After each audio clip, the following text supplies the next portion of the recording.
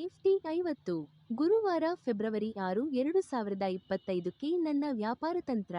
ಖರೀದಿ long strategy 23,720ಕ್ಕಿಂತ ಹೆಚ್ಚು ಖರೀದಿಸಿ.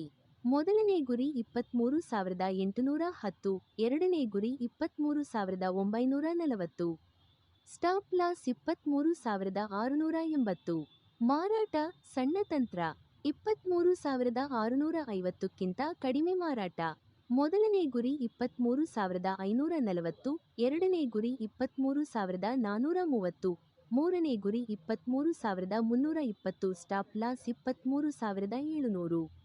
ಹಕ್ಕು ನಿರಾಕರಣೆ ಮೇಲಿನ ಮಾಹಿತಿಯು ಖರೀದಿ ಅಥವಾ ಮಾರಾಟದ ಶಿಫಾರಸಲ್ಲ.